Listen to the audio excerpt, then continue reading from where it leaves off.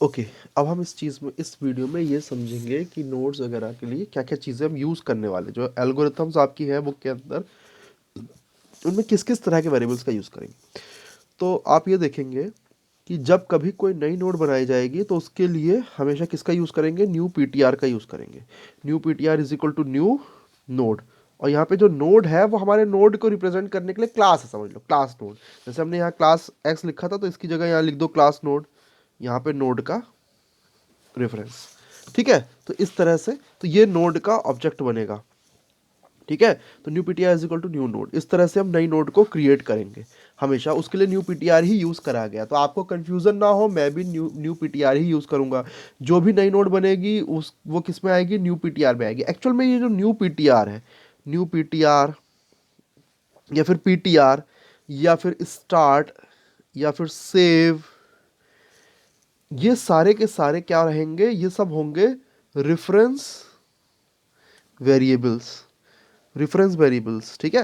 ये reference variable क्या करते हैं, they will carry reference two nodes. Nodes को रेफरेंस देते कर कैरी करते हैं, नोड्स का रेफरेंस कैरी करते हैं। तो नोड्स का रेफरेंस एक्चुअली में है क्या, that is address of nodes. Nodes का एड्रेस, नोड्स यहाँ पे है क्या, नोड्स हमारे वही क्लास के ऑब्जेक्ट्स हैं। Where nodes are in actual objects of class. ठीक है, लेकिन कोई ज़रूरी नहीं कि हम क्लास का ऑब्जेक्ट ही भी बनाएं। ठीक है, दूसरे फीचर्स भी होते हैं, एनम वगैरह होते हैं और स्ट्रक्चर होता है, वो भी यूज़ हो सकता है। बट क्योंकि सबसे बेस्ट हमारे पास जो है वो क्लास है किसी भी इंफॉर्मेशन को स्टोर करने के लिए, तो हम एक्चुअली में क्लास का ही यूज़ करते हैं, क्लास के ही ऑब्जेक्ट बनाते हैं। तो new PTR, PTR start, save, ये एक्चुअल में क्या है, सारे के सारे रेफरेंस वेरिएबल है। ये रेफरेंस कैरी करेंगे नोड का। किसी रेफरेंस कैरी से कहने से मतलब है कि नोड का एड्रेस कैरी करेंगे। और ये जो नोड के अंदर, हर नोड के अंदर जो ये लिंक वाला पार्ट है, ये भी किसी दूसरी नेक्स्ट जो नोड है इसके बाद पीछे वाली, उसका एड्रेस कैरी करेगा। ठीक, अब इससे मतलब क्या है आप ये भी समझ लीजिए। तो जैसे मान लो कि हमारे पास कोई एक नोड है ये, ठीक है। अब इस नोड का बेस एड्रेस, हर हर नोड का एड्रेस होता है। ठीक है, नोड का मतलब क्या है, कोई क्लास है, क्लास का ऑब्जेक्ट। अब क्लास के ऑब्जेक्ट में इंफॉर्मेशन है और ये रेफरेंस है। तो ये कहीं पे जो हमारी जो रैम है, जो साइमल्टेनियस मेमोरी लोकेशन होती है, उसमें कुछ स्पेस रहेगा, कुछ सेल्स ले लिए जाएंगे। मान लीजिए यहाँ से लेके यहाँ तक इतने सेल्स ले लिए गए। इसमें हमारा ये, जैसे हमने पहला वाला ऑब्जेक्ट बनाया OBJ1, तो OBJ1 यहाँ से लेके यहाँ तक स्टोर है। तब ये यहाँ से लेके यहाँ तक इतने सेल्स हैं। इन सेल्स में जो सबसे पहला वाला जो सेल है उसका जो एड्रेस है, मान लीजिए इस सेल का एड्रेस है X0A2, मान लो ये है, ये 01A2 ये एड्रेस है।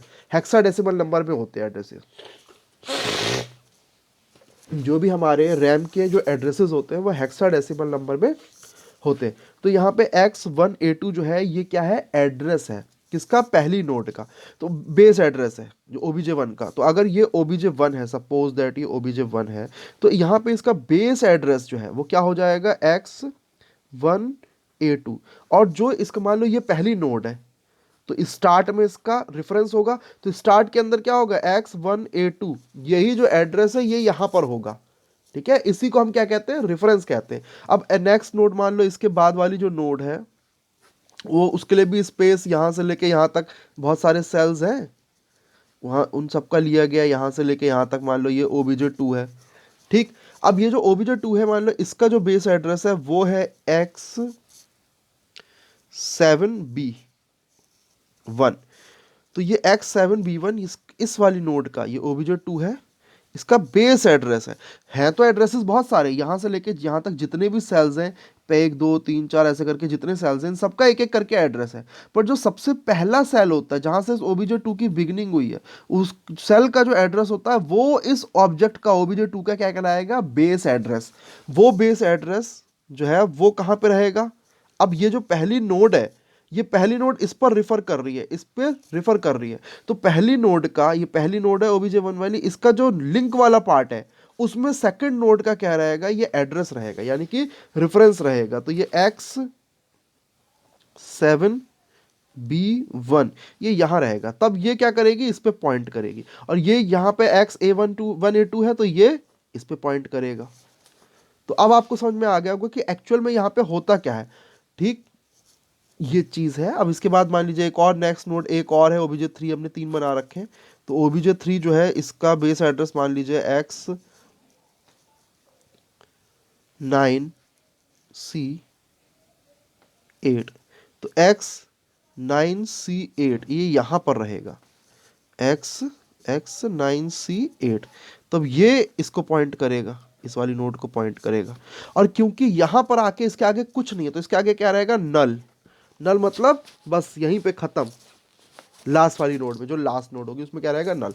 तो ये हमारे रेफरेंसेस होते हैं। अब आपको इससे क्लियर हो गया आएगा इस वीडियो को देख के कि एक्चुअल में ये जो हम कह रहे हैं कि जो लिंक पार्ट है, ये लिंक वाला पार्ट इसमें है क्या, इसमें नेक्स्ट नोड का एड्रेस है, बेस एड्रेस। एड्रेस में भी बेस एड्रेस होता है। ठीक है, अब इसके बाद नेक्स्ट नोट करेंगे।